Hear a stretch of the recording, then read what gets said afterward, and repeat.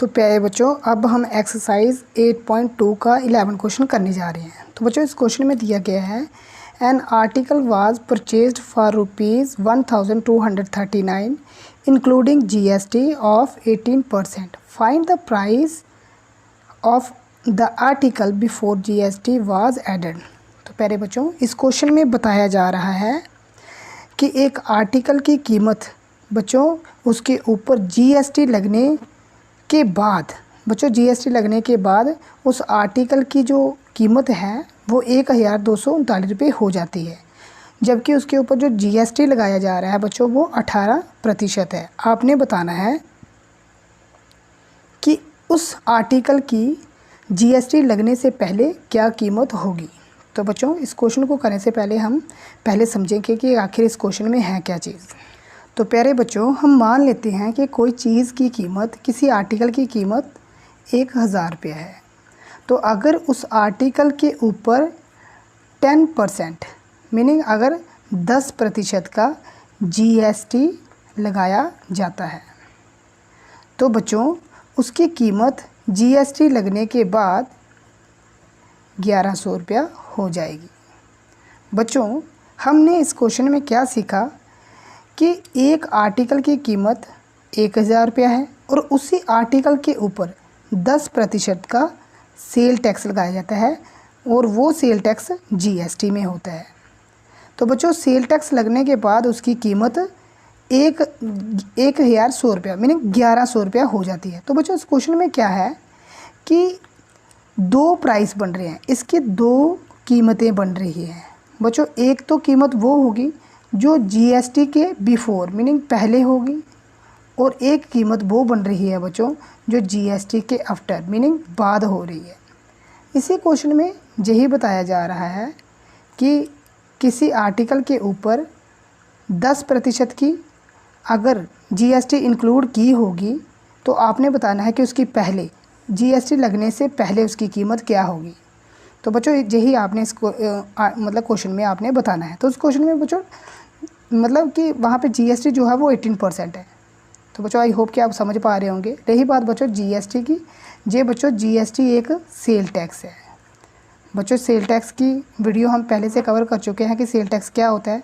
बच्चों, पहले जो टैक्स होता था बच्चों, सेल टैक्स जी हर एक आर्टिकल के ऊपर गवर्नमेंट के द्वारा कंडक्ट किया जाता है किसी भी कस्टमर से। बच्चों, पहले सेल टैक्स वैट के तौर पे लिया जाता था, वैल्यू एडेड टैक्स। और बच्चों 1 जुलाई बच्चों 2027 में बच्चों GST को इंक्लूड किया गया, जिसे गुड्स सर्विस टैक्स कहा गया। तो आई होप कि आपको बच्चों इस क्वेश्चन को समझ चुके होंगे। तो बच्चों, जैसा कि आप देख रहे हैं हम आंसर पे पहुंच चुके हैं। तो बच्चों, इस क्वेश्चन में दो प्राइस बनेंगे। बच्चों, पहला प्राइस वो होगा जो GST के पहले होगा। तो वो हमें नहीं पता, इसी कारण हम उसे लिख रहे हैं कि let the price before GST। मान लेते हैं कि GST लगने से पहले उसकी कीमत X रुपीज़ होगी।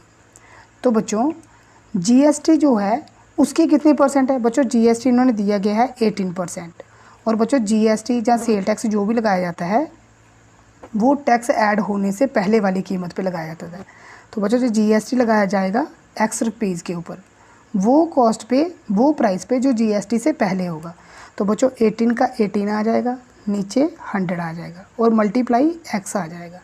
तो बच्चों देखो 9 2 जा 18, 52 जा बच्चों 100 होते हैं। तो प्यारे बच्चों, ये मल्टीप्लाई करने पे 9 मल्टीप्लाई X ये हो जाएगा बच्चों 9X और नीचे बच्चों आ रहा है 50।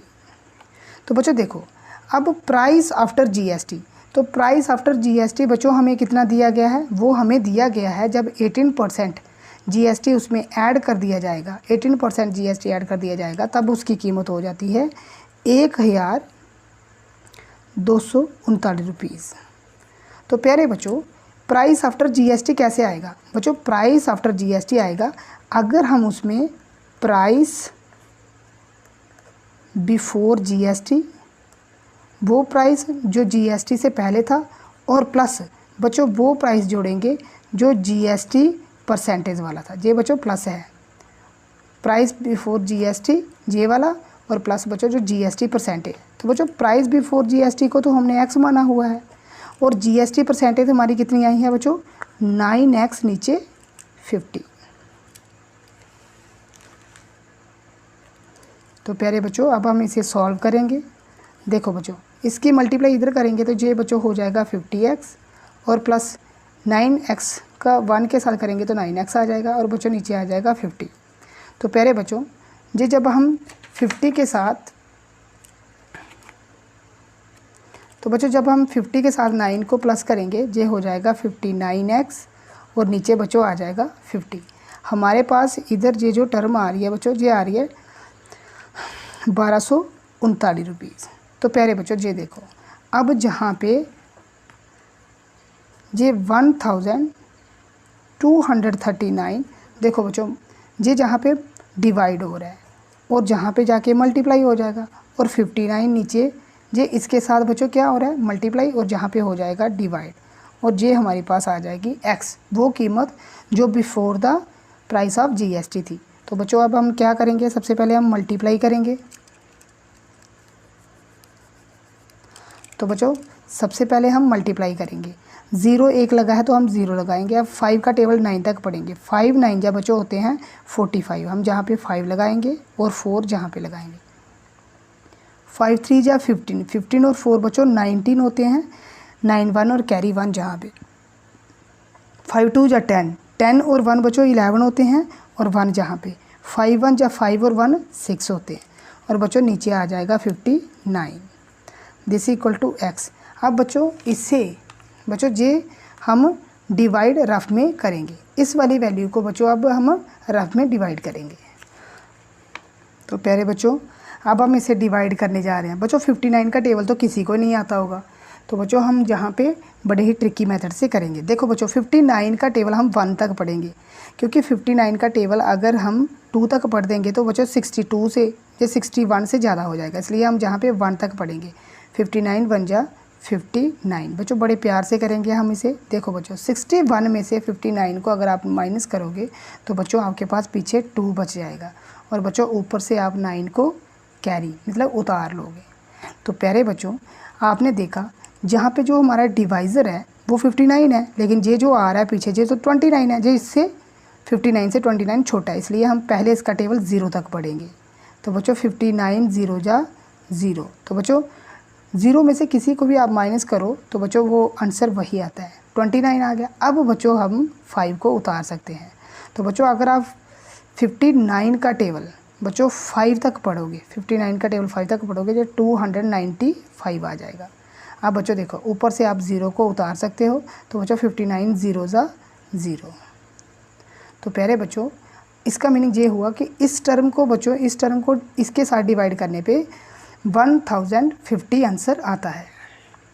तो प्यारे बच्चों जैसे कि हमने देखा जब हम 59 का टेबल बच्चों हम 1050 तक पढ़ेंगे तो बच्चों ये पूरी टर्म डिवाइड हो जाएगी। तो बच्चों हम लिखेंगे अब ये जो x की वैल्यू थी ये वो प्राइस था जो बिफोर जीएसटी था। तो बच्चों हम लिखेंगे कि बच्चों ये आ जाएगा hence the price before GST is 1050 rupees.